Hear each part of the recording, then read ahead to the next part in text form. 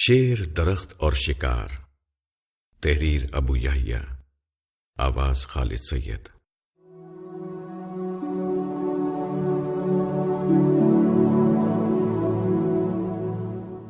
میں ہمیشہ لوگوں کو مثبت انداز فکر اختیار کرنے کی تلقین کرتا ہوں۔ بدترین حالات میں بھی کوئی نہ کوئی مثبت اور امید افزا بات لوگوں کے سامنے رکھنا میری عادت ہے۔ پچھلے دنوں ایک عزیز دوست نے میری اس عادت پر مجھے اردو کے ایک بڑے مزاح نگار کا مثبت انداز فکر پر تبصرہ اس طرح سنایا کہ جنگل میں ایک شخص کے پیچھے شیر لگ گیا۔ وہ شخص جان بچانے کے لیے دیوانہ وار بھاگا اور ایک درخت پر چڑھ گیا۔ اس کے پیچھے پیچھے شیر آیا اور اسے درخت پر چڑھا دیکھ کر غصے سے دھاڑنے لگا۔ اب ایسے میں وہ شخص ارد گرد کے خوبصورت مناظر دیکھ کر ان سے لطف اندوز ہونے لگے۔ تو یہ مثبت انداز فکر کی ایک مثال ہے۔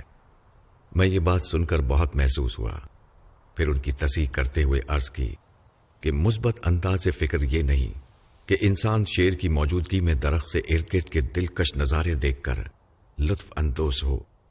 در حقیقت مثبت انداز فکر اس بات کو دیکھنا ہے کہ آپ کے پیچھے شیر لگا تھا، چیتا نہیں۔ چیتا اتنا تیز رفتار ہوتا ہے کہ وہ آپ کو درخت تک پہنچنے ہی نہیں دیتا۔ کسی طرح آپ درخت پر چڑھ بھی جاتے تو وہ شیر کی طرح نیچے کھڑے ہو کر دھاڑنے کے بجائے درخت کے اوپر چڑھ کر آپ کو چیر پھاڑ دیتا۔ اس ضمن کی آخری بات یہ ہے کہ بھوکا شیر زیادہ دیر تک نہیں بیٹھ سکتا۔ وہ جلد یا بدیر کسی اور شکار کی تلاش میں نکل جائے گا، جس کے بعد جان بچانے کا پورا موقع مل جائے گا۔ میرا یہ جواب ایک لطیف بات کا لطیف جواب ہی نہیں، در حقیقت اس بات کی وضاحت بھی ہے کہ مثبت انداز فکر در حقیقت کیا ہوتا ہے۔ مثبت انداز فکر اپنے مسائل کو بھول کر بے فکری کے ساتھ جینے کا نام نہیں۔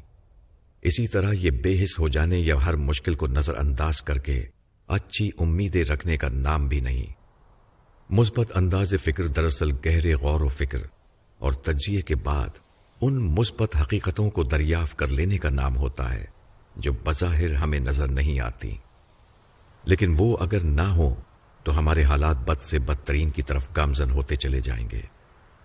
مثال کے طور پر جو لوگ غربت اور تنگ دستی کے ہاتھوں پریشانی کا شکار ہوتے ہیں، وہ اپنے حالات کا دکھڑا روتے رہتے ہیں۔ وہ یہ نہیں سوچتے کہ زندگی، صحت، اعضاء کی سلامتی وغیرہ وہ نعمتیں ہیں جو الحمدللہ ابھی بھی ان کے پاس موجود ہیں۔ وہ اپنے منفی انداز فکر کی بنا پر پریشان ہوتے رہتے ہیں، یہاں تک کہ ان کی صحت بھی متاثر ہونے لگتی ہے۔ غربت کے ساتھ جب بیماری گھر میں داخل ہو جائے تو مالی بحران سنگین سے سنگین ہوتا چلا جاتا ہے۔ اس کے برعکس یہ لوگ پریشانی کے بجائے جو ملا ہے اس پر قناعت کی راہ اختیار کرتے تو اپنی صحت ہاتھ سے نہ گنواتے۔ مزید یہ کہ وہ منفی حالات کا رونا روتے رہنے کے بجائے انہی حالات میں موجودہ امکانات کو استعمال کر کے مالی ترقی کے مواقع پیدا کر سکتے تھے۔ میں اس بات کو مختصراً اس طرح بیان کرتا ہوں کہ آنکھیں مواقع دیکھنے کے لیے ہوتی ہیں، مسائل پر آنسو بہانے کے لیے نہیں۔ جو شخص اپنے حالات پر رو رہا ہو، اس کے آنسو اس کی آنکھوں کو اس قابل ہی نہیں چھوڑتے کہ وہ ارد گرد کچھ دیکھ سکے۔ اس کے لیے حوصلہ کر کے صبر کرنا پڑتا ہے۔